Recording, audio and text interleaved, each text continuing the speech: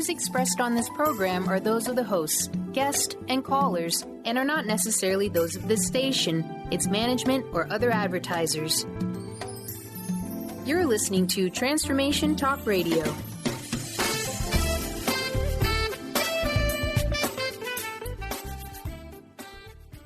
Hi, welcome. This is Dr. John DeMartini. This is one of the most amazing and inspiring shows that you can listen into. If you want to be on the edge of your seats, if you want to open up your heart, if you want to expand your mind, and you want to meet incredible people, stay tuned because you're just about to experience a transformative radio show that will change your life. And you're listening to the Dr. Pat Show that's coming up right next.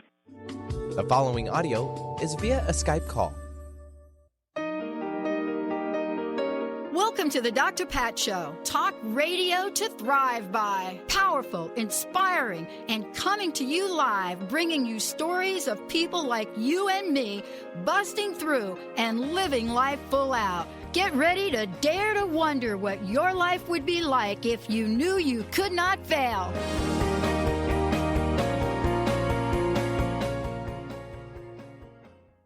Hey, everybody, welcome. It's so great to have all of you tune us in and turn us on. If you want to find out more information, please go find out at the drpatshow.com or transformationtalkradio.com. You know, today it is, first of all, it's a follow-up to the previous hour we just did, but it's also a conversation about one of the most, I think, kept secrets in families, and you just heard me share about my family.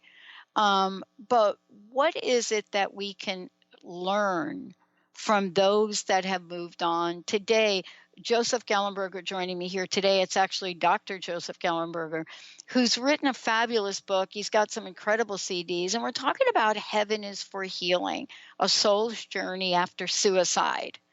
And, you know, what is it that we've come to believe? What are the myths around this? And why is suicide, as many of us know in our family, why has it been kept such a deep, dark secret? Well, joining me today, Dr. Joe is a clinical psychologist with over 30 years experience as a therapist. And, you know, in 1992, he began to investigate something very interesting, and you're going to hear him talk about it. But what is it that we now know, those of us that have stepped out into the psychology world, what are we now discovering about energy and consciousness? You know, what is it that's bringing the conversation now to the forefront so we get to look at healing and manifestation in a different way? And how about when we take it to a scientific level? We take it to a scientific level and we get to look at what we've learned about healing, about the soul's journey. We get to hear about what happens when we go through the loss, and what more importantly, what is it that we now know about the energy of creation and consciousness? Well, Dr. Joe has done all of the above.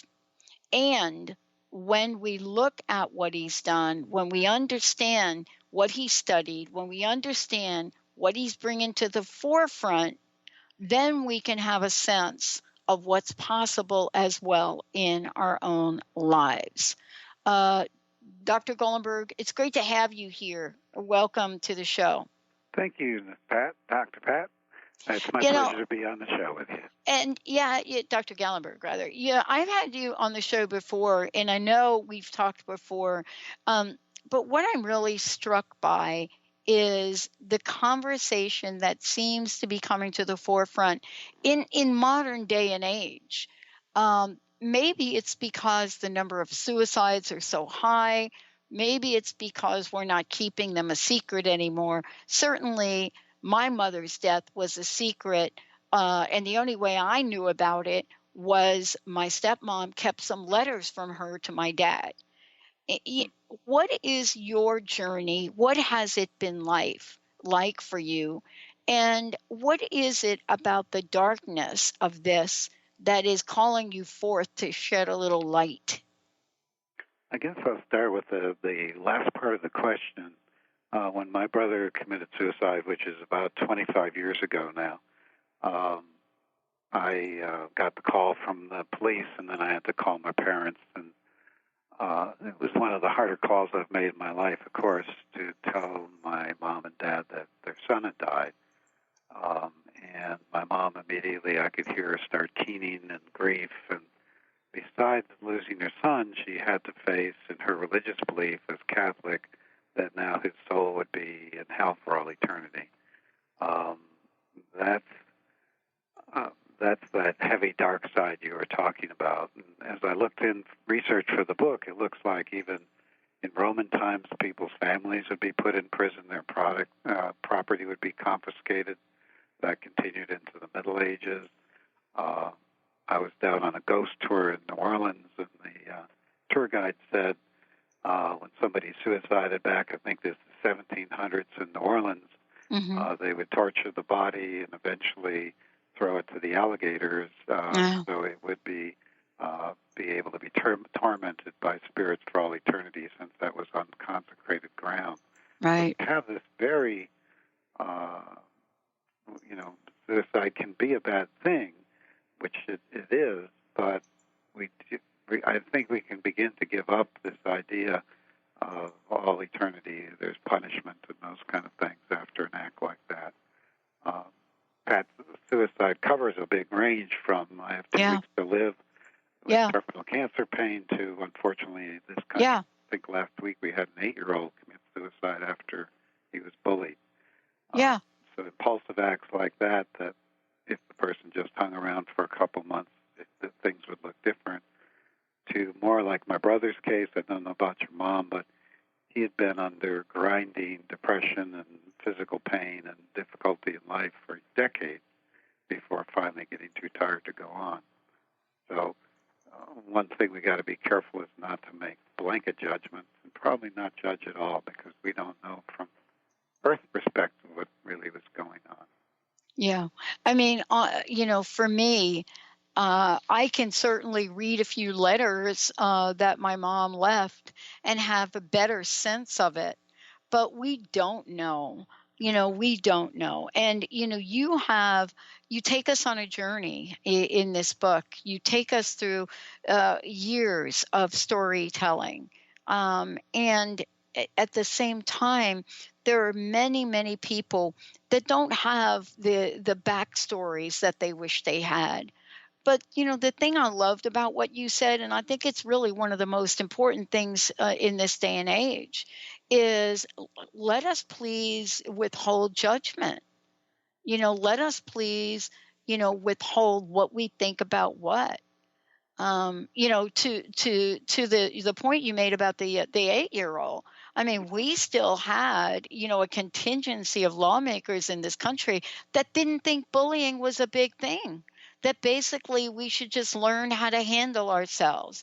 And I think we're fine. You and I, with our background in psychology, I think we know better. But what is it that is the basis for these judgment? Is it religious? Is it spiritual? What is the basis for our judgment about suicide? I think, it's probably in society's interest to discourage, because it can be an impulsive act. It can be an act where another month or two things might look differently.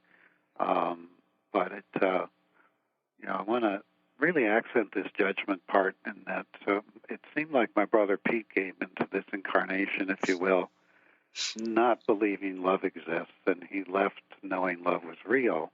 So from a spiritual basis, that was a great victory. And so we judge things on the surface. That's where we go wrong.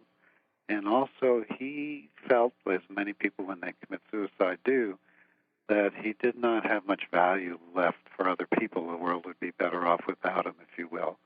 And yet, he died in Las Vegas. He'd lived there for about 2 years. We put just a small 1-column obit in that paper, 1 inch, because we were out east.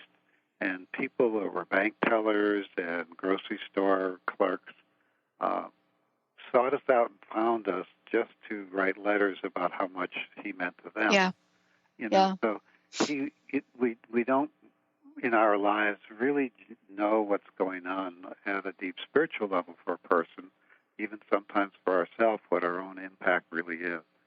So if we can take the judgment out and substitute great compassion, I think we would be better off. And that's what I found when I connected with him initially after his death. First of all, one of the big signs he sent first was like a street sign saying, gavel with a line through it saying no judgment. He was so relieved not to be taken to judgment. And as I picked up the connections with him 20, 25 years later, the waves of compassion to the families who have to go through this and to the person who has exited prematurely from the other side, the waves of compassion are just incredible. You still have to, they have kind of emergency repair after a death like that, but everything is lined up that eventually you can look at and face what you need to face and continue your growth as a spirit. So if there's any hell, it's kind of the hellish thoughts we could put ourselves in, much like we can when we're living, where we feel there is no light, we have no value, we're guilty, those kind of things. Yeah. But it's not imposed by a God or something on the outside. Mm-hmm. Well, you're going to share today and certainly do a beautiful job in the book of, your connection with your brother and, what that connection was about and how healing that must have been for both of you. We're going to take a short break. When we come back, Dr. Joe is going to take us on a journey, a soul's journey after suicide. What is it after 20 years now? What is it that called Dr. Joe to really look at this, connect with Peter, this 2-decade journey on the other side, and how it has become healing through love. Let's take a short break. We'll be right back.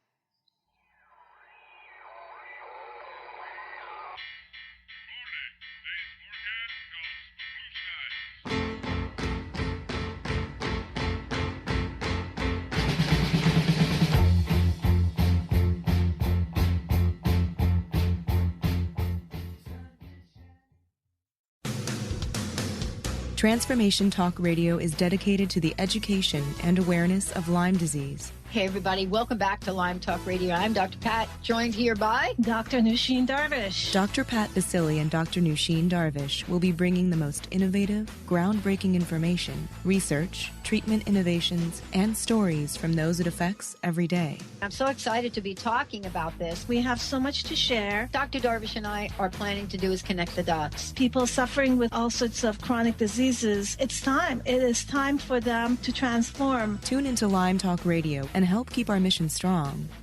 For the loyal listeners out there that have been listening to this incredible show on Lyme disease, we are not going to let you down. We're going to come through stronger and enrich the platform for Lyme disease awareness through Lyme Talk Radio. The message will continue, the conversations will become stronger, and the healing epic.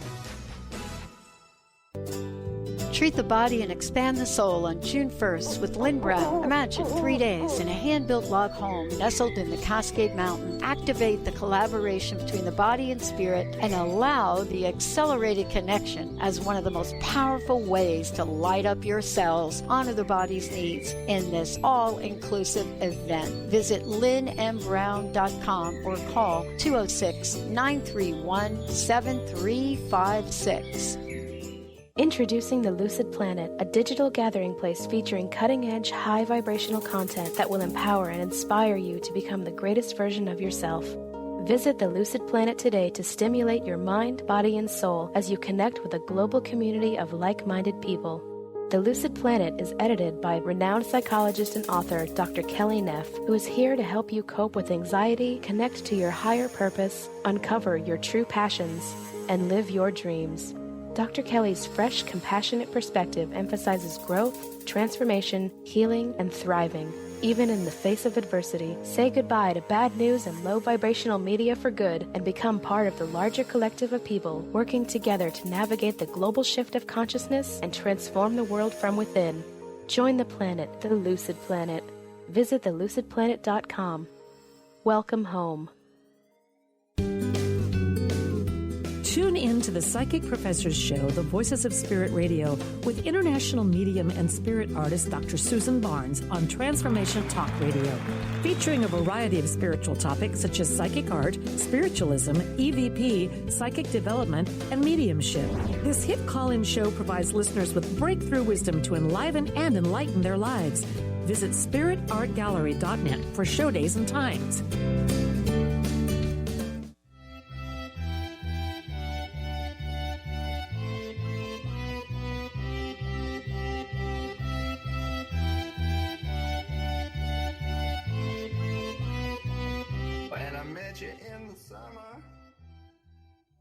Hey, everybody, welcome back. I'm Dr. Pat. It's great to have all of you tune us in and turn us on. Dr. Joe is joining me here today, and we're talking about healing is, heaven is for healing, a soul's journey after suicide. And, for those of you out there, if you have questions, please feel free to call in.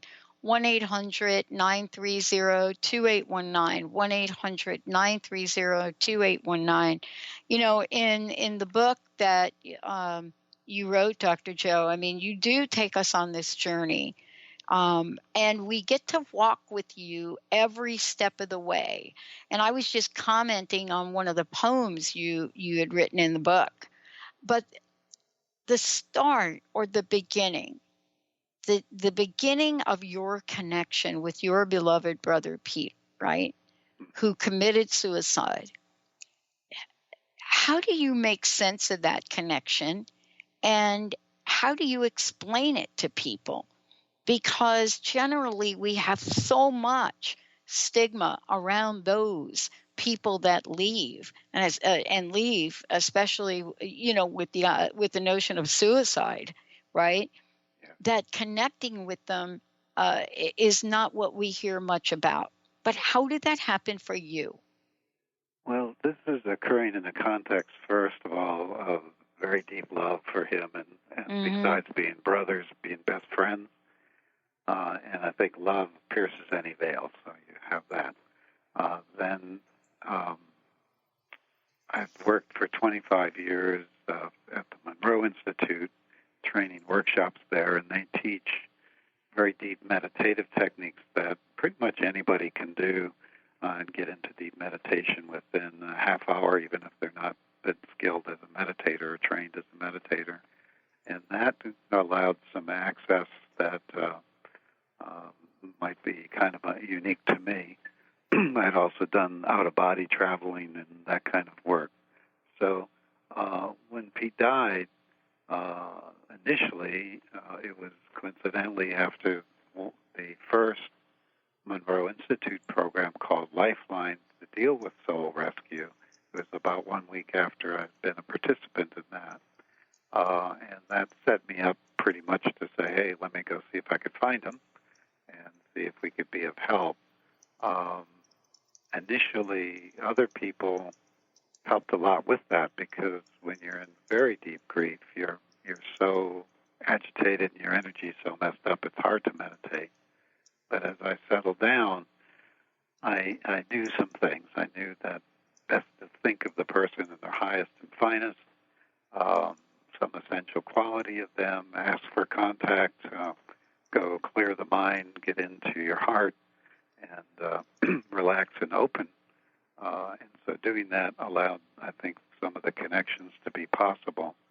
I did use a very, I think, one of the best channelers in the world, somebody that can contact easily into spirit, Pam Hogan. And so her words and her connections with Pete are also in the book. And it was kind of, with this cross-referencing gives you some confidence when people who never even knew Pete came up with the same type of information that I did about what was going on, those kind of things. And the people around me, in terms of the explaining, like I'd mentioned, my mom had pretty strong Catholic beliefs. Yeah. When I shared these things with her, she seemed highly interested, and because I think it gave her the possibility that her son was not suffering and he was okay. And so, I'm pretty selective who I would share things with. Right. Back then, I wasn't as public as I am now. And other people had their level of psychic experience, which I found as a psychotherapist in 30 years after someone dies, almost always loved ones report something. It might be seeing them in a dream. One of the things my other brother John had happened to him before he knew the news that day when he woke up, his pillow had blood on it. My brother had shot himself in the head in bed. And then when he went to church for the funeral, he felt like he was almost going to be pushed back through the back of the church with this huge loving compassion energy saying, he's with me now. So often, spiritual connections and messages come in the context somebody might be able to receive. Somebody else, my wife lost a child at 6 years old to brain cancer. Yeah. There were certain kinds of signs that would tell her daughter Erica was nearby. So some of those would be even physical, like two goldfinches seem to show up a lot. So does that answer a little bit? Well, what I really love about this is, and I want to share it with our listeners, is there's so much open-ended in situations like this. There's so many questions from the family, from the friends, that many don't see the alternative that you saw. And I think that's what today's show is about, and also what the book is about. It's really to shed some light on what is possible if, in fact, this is what happens in a family. And part of this, too, is your absolutely unwavering love that said, wait a minute, I'm not done with this.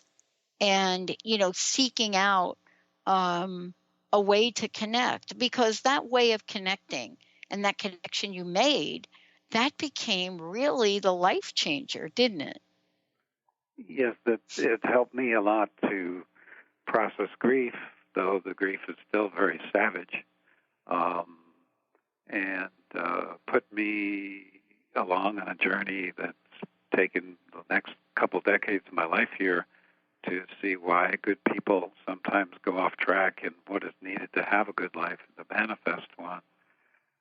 So it interwove with my life path quite a bit.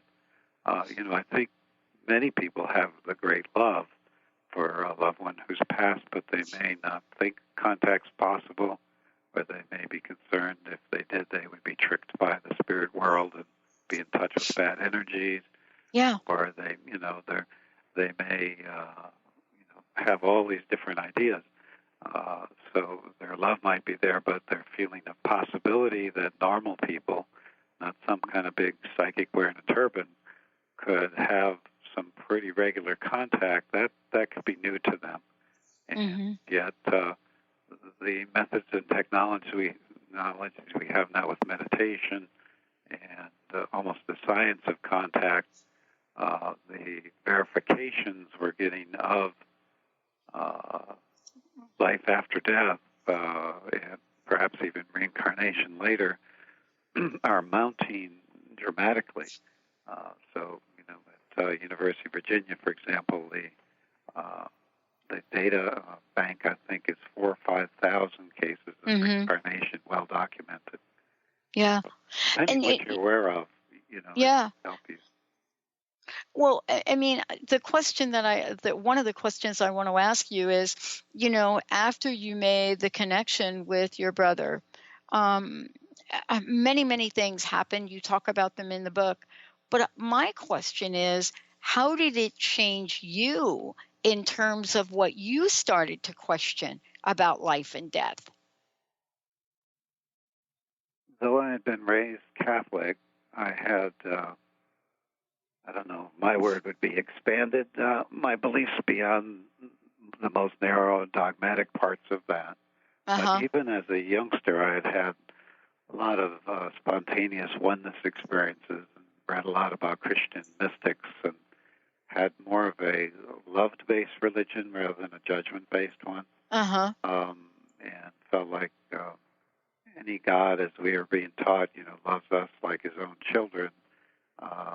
It didn't make logical sense for me that a loving parent would consign anybody to hell for all eternity, for example. So there was that. There was residual, even though, you say, okay, I'm beyond certain beliefs. It was very powerful to know at a deeper level that every experience we do is treasured, that there is no judgment there, that there's great compassion for us, and great respect for our life choices. I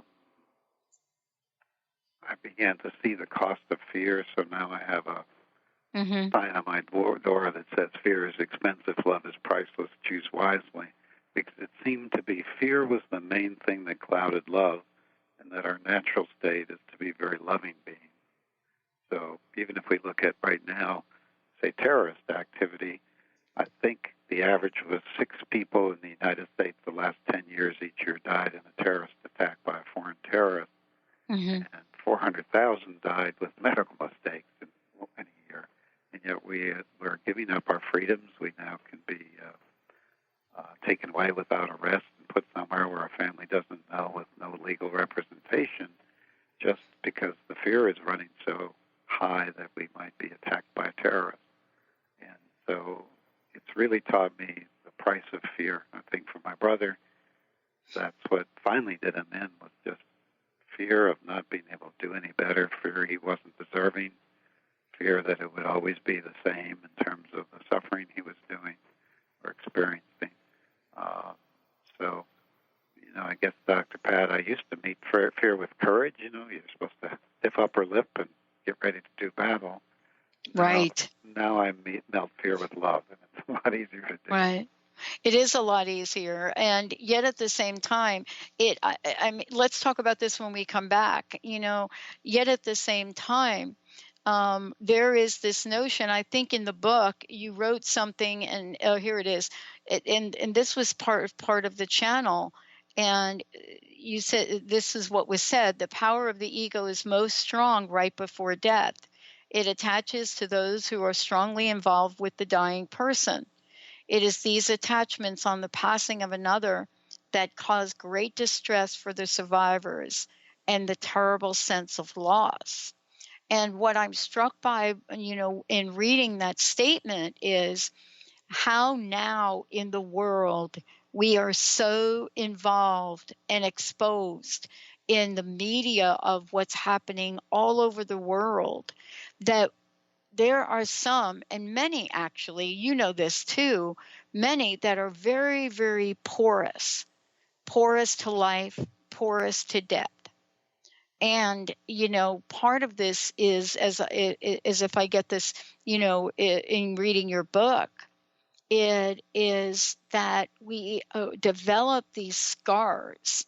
And you talk about it in one of the poems, Tired and Tender, which we'll talk about when we come back.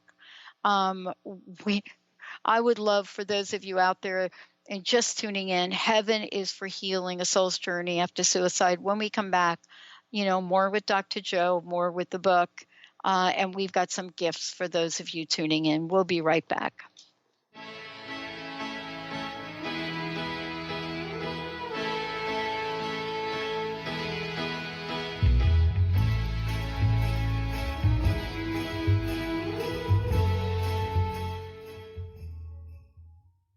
Tune in to the hit show Mouthing Off with Chef Rossi. Chef Rossi mouths off about different subjects in pursuit of breaking down walls and opening up your minds. She and Dr. Pat banter back and forth, taking from the headlines of the day on subjects that reach beyond what goes on in the world into your hearts. And go to theragingskillet.com to find out more and let Chef Rossi know what's on your mind.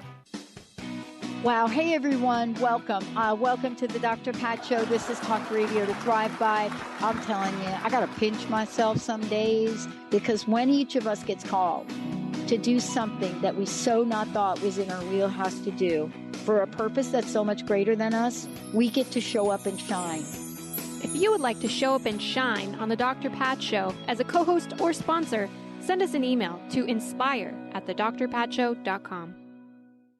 Brand consultant Jen Morgan is here with Radically Distinct Radio to help you take control of your future and maximize your brand's power to produce results. Whether you're an individual trying to reinvent yourself and launch a new venture, or you're an executive trying to reposition your company to modernize your sales and marketing programs, Jen Morgan and the RAD Method empower you to play to your strengths and show up in the world as your most powerful brand. To learn more, go to jenmorgan.com. That's Jen with 2 N's, Morgan.com, or call 206-972-5366.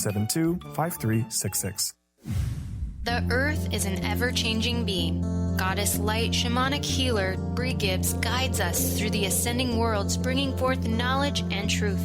As a light creator, she is here to provide new information needed at this time in our evolution.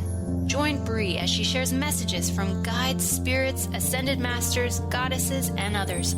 Tune in the 2nd and 4th Monday, 11 a.m. Pacific, and Thursdays, 1 p.m. Pacific for Silver Gaia Radio. Have you wanted to be intuitive or psychic but thought those gifts were only for certain people? Hi, my name is Deb Acker, and in addition to being the host of Truth Talk Radio, I'm an intuitive life coach and energy healer. I clear energy blocks to all areas of life, including intuition. Did you know that we're all intuitive, but many times we receive certain messages in our childhood that block us from being able to tune into our intuition at all times? What if you could clear these blocks to access your gifts and always know the truth in any given moment? Don't think it's possible? I was there not long ago. I thought only others had these gifts and you were either born with it or you weren't.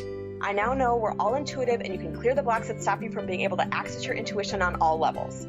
On the other side, I now help others to become intuitive, even psychic, and if this resonates for you and you're ready to own your intuitive powers, I'd love to gift you with my pattern identification session. Simply contact me on the contact page of my website, DeborahAcker.com. That's DeborahAcker.com, and let me know you heard about this gift through Transformation Talk Radio. I look forward to connecting soon. But long as there are stars above you, you never need to doubt it. I'll make you so sure about it. God only knows what I'd be without you. Welcome back, everyone. Welcome back. Welcome back to the Dr. Pat Show. And, I really appreciate all of you tuning us in and turning us on. Heaven is for healing, a soul's journey after suicide. Dr. Joe, first of all, thank you for joining me here today. What is the best way for people to find out more about you, and how can they get a copy of the book and of your CDs? Sure. Well, book is on Amazon, but the easiest way to get closer to what I'm doing is using the book's title, heavenisforhealing.com, and that will take you to the book page of my main website, and then there's many articles that are for free to read about different things, and as you mentioned, many CDs, including one called Ocean Heart that I developed particularly after this book to help people with letting go of deep grief and any feeling of loss or betrayal. But strangely, Dr. Pat, it's also seeming to be really good to help handle all the stress in society right now that people are feeling and take them out of fear about that. So that's called Ocean Heart.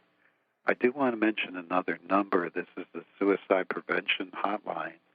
It's 1-800-273-8255. That's 1-800-273-8255 in case anybody listening has someone they know or themselves where suicide is on their mind at this time.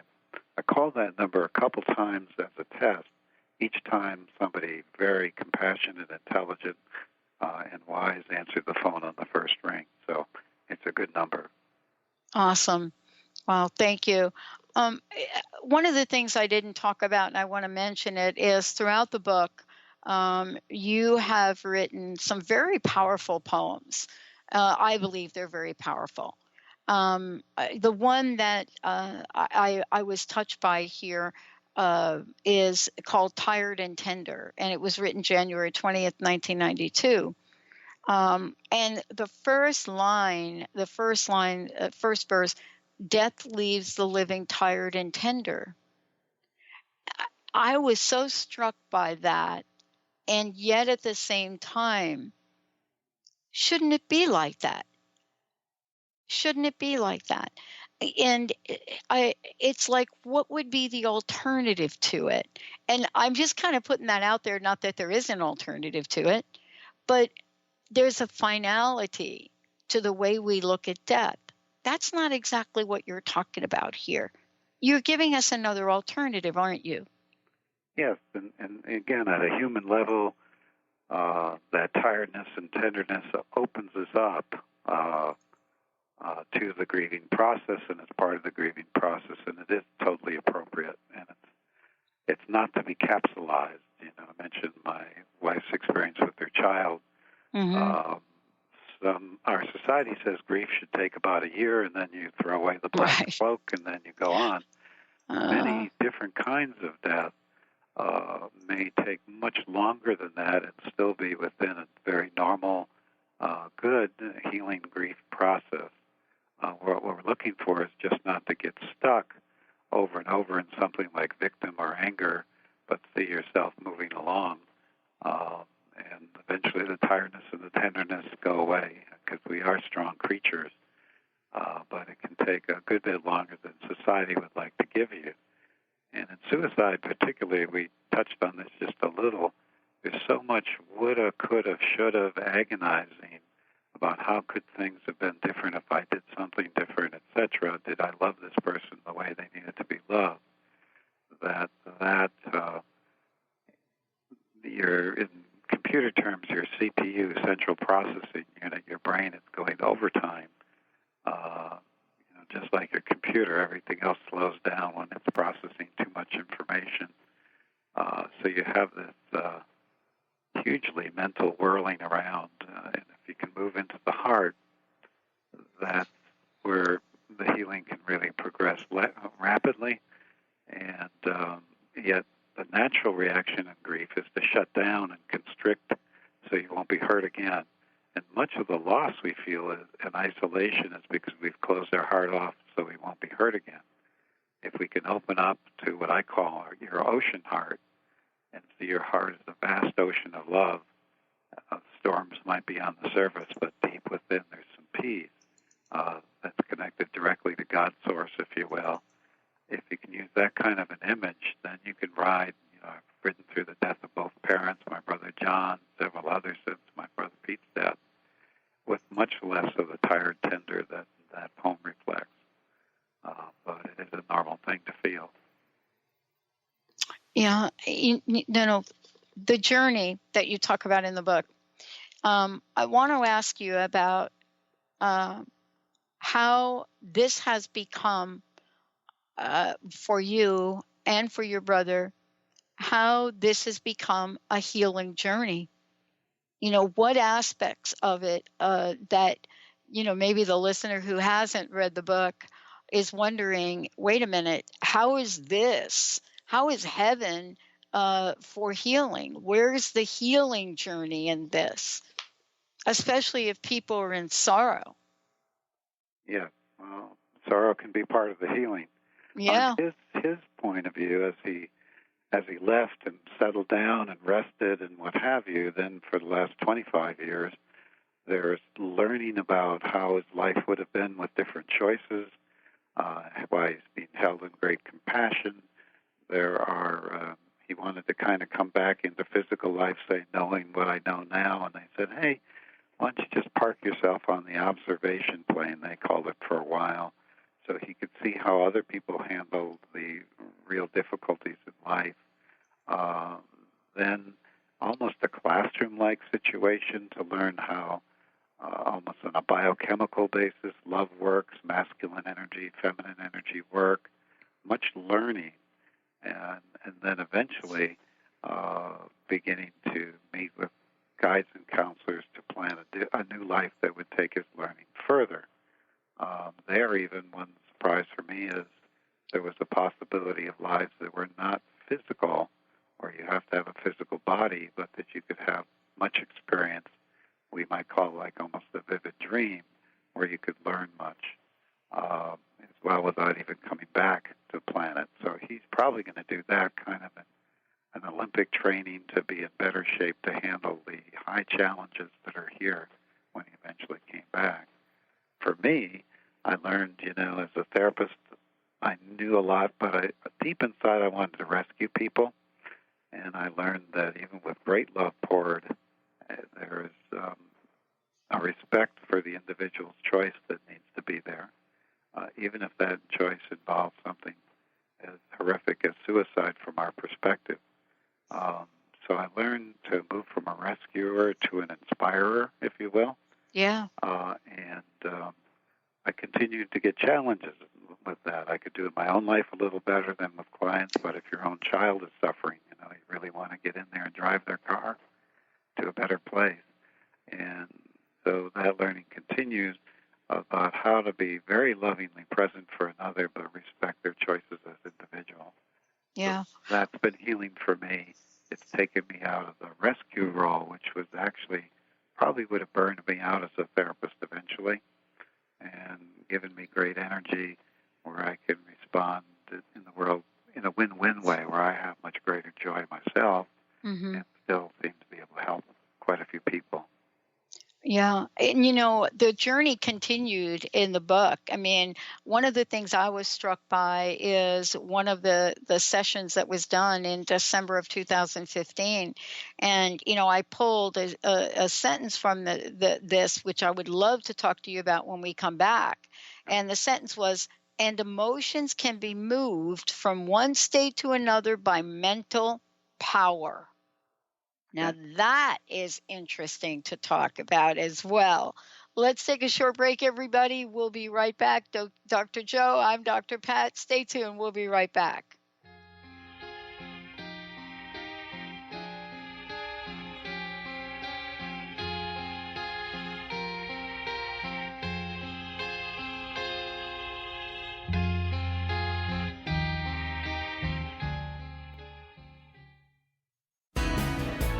Do you ever feel as if you're working twice as hard but only getting half as far?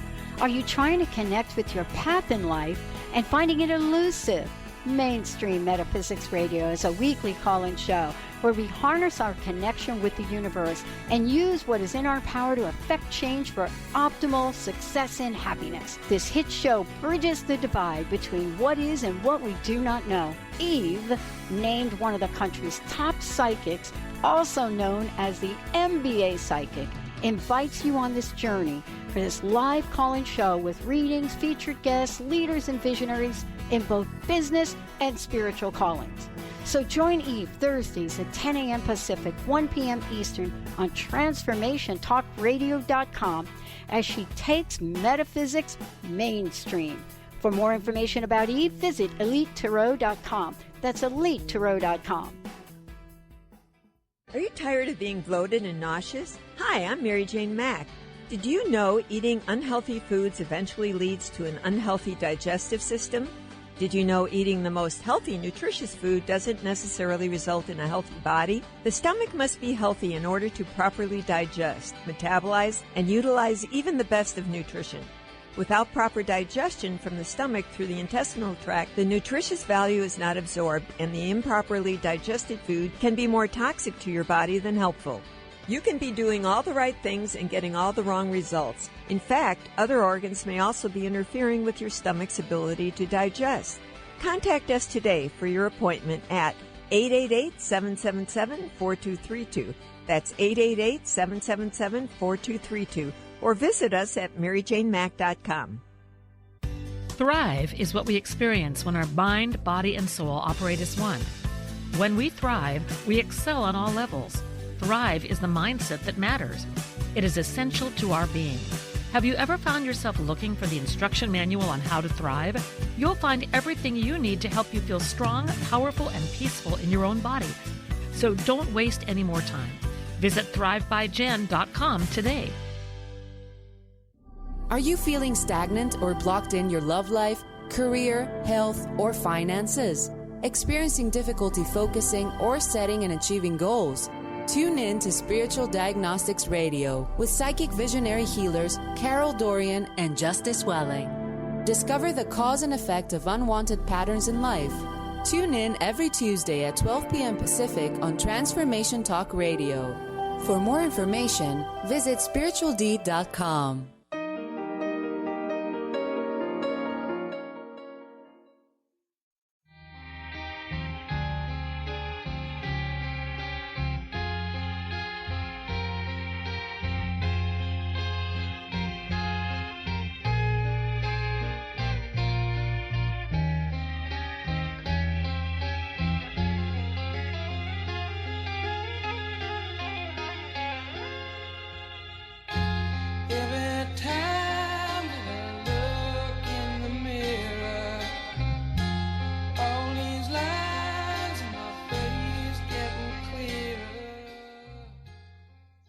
Hey, everybody. It is so great to be connecting with all of you. Benny, I love that song. Did you go a little old school on me with that right Just there? a hair, not too far back. Okay, not too far, but you're right. Just a little bit back. Boy, I love that song. Welcome back, everyone. You're listening to the Dr. Pat Show. For more information about me, you can certainly go to thedrpatshow.com. For more information, Dr. Joe, what's the best way for people to find out more about you? Going to heavenisforhealing.com. That website will take you right to the book, and also my general website will be there. So heavenisforhealing.com is a great way. And for those of you, listen, if you call into the show here right now, we're going to give you a copy of the a CD from Dr. Joe. It's a meditation for healing CD. It's amazing, Ocean Heart. So give us a call, 1-800-930-2819. Okay, so as I said, Dr. Joe, the journey continued. And as I got towards the later part of the book, I came across, a channel message. And I hung on this sentence, and emotions can be moved from one state to another by mental power. And I really thought about that, and I thought back on my life. That is a sentence, that little point that's made there is a point with a punch. How did that come up in the challenge, if you could share? And what are your thoughts on that? Yeah, so it came up, and my brother Pete was reflecting that while here, negative emotions can seem interminable and things can seem so intense, but from his perspective on the other side, this is like a blink of the eye. So he could see emotions being very powerful, but very short-acting, really, and that he was beginning to understand that our perspective, how we chose to look at a situation, would change a good bit how we experience the situation. So if we went into righteousness and victim, for example, we could perpetuate thoughts that would keep us feeling injured. If we went into a forgiveness mode, we could let go of that more easily, shift and move on to something else. So a lot of it was, perspective. And, there's stories or allegories in our lives about the perspective. Farmer's child breaks a leg. Everybody says, oh, that's horrible. But then the army comes through and they don't recruit him because his leg is broken. Oh, that's wonderful. Right. So as adults, we can begin to engineer and generate our own perspectives on things and take the one that allows us to move forward in the most positive way as we can. So I think that's at least what the thing meant to me was, yes, we can engage our great intellects and will to say, I'm going to interpret this in a way that's empowering to me rather than that makes me victim or something else. Yeah, you're right about that because, and you and I started the conversation earlier about talking about life. And, it's so funny because the other day, I think it was yesterday, I was interviewing a woman and we were talking about life and her fabulous book she wrote and encouraging people to write fiction. And I said something like, everything I ever needed to know about life, I learned selling hot dog from a hot dog cart. And it came out of my mouth just like that. And that's actually pretty true. And, later on, she and I talked about it a little bit. And she said, well, how did you learn integrity from that? I said, oh, that's easy. I would never sell the hot dogs, right? Like you ever know what that hot dog looks like that's been sitting in that cart for about 2.5 hours in that water? Yeah. It's like gray, right? Yeah. It's like gray. So I would never sell them, and actually got fired from that job from not selling the gray hot dog. So at the end of my day with the hot dog cart, I would throw all the gray hot dogs away. And actually I would give them to the dogs. And my boss saw me one day. So that's how I learned about integrity. The other thing is, I don't know if this is true, but here's my question for you. Is life complicated, or do we make it complicated? I think I would use the term like something like life is grandly abundant in detail. Yeah. In many ways. But in terms of things that could be our compass in life that we could set sail to and get where we want to go, there I think it does simply boil down to vote for love over fear, and some things like that are pretty simple to remember and maybe hard to practice, but can be great guideposts for us. Like your hot dogs idea. If you live your life under the principles, you do unto others as you'd have them do unto you. Blessed are the merciful. Yeah. Those kind of things. You could probably write a great life guide on the back of your hand. Yeah. Yeah. Wow. Well, first of all, again, let me thank you for today. Let me thank you for the journey that you've enabled us to join you in and be part of.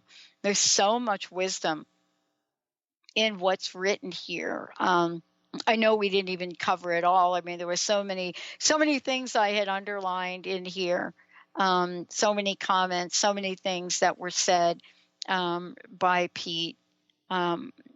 It's amazing how the voice of someone that we believe to have been gone can ring true. And I want to ask you one last question about that. Sure. What is it that you've learned from this experience? What is the most important thing that you want to share about your journey, your lessons here? I think it's given me a complete knowing that all death, no matter what form, leads to light or can lead to light. Mm-hmm. And that every drop of experience we have is treasured.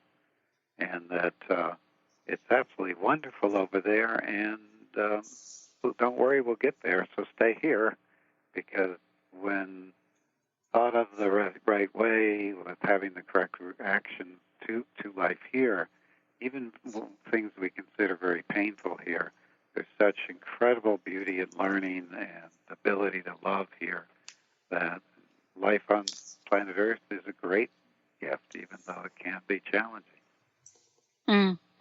Thank you so much for today. Again, one more time, if you would, please let us know the best way to find out more about you. Sure.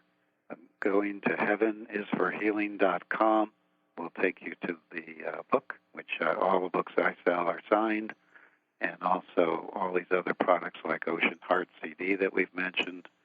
And there's lots of information on that website in general that I think you'll find helpful. heavenisforhealing.com. I love it. Thank you so much for today. And personal message. What would you like to leave us with here, Dr. Joe?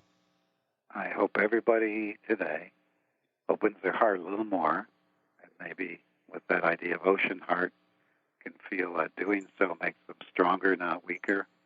That makes them less vulnerable and more in touch with spirit.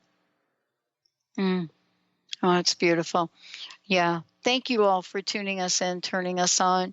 And, one of the things I love is that I get to be in the presence of all of you so that hopefully something you hear today, something maybe you've seen today in our Facebook Live video will help you create the most amazing, amazing life, the life you truly desire.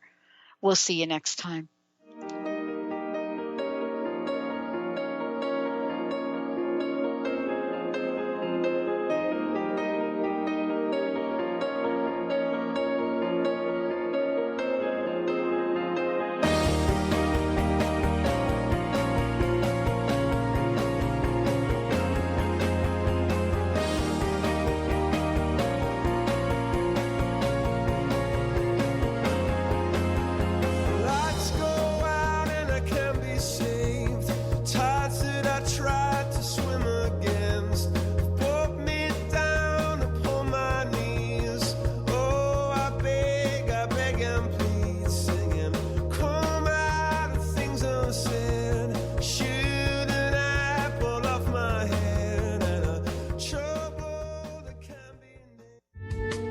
Preceding audio was via a Skype call.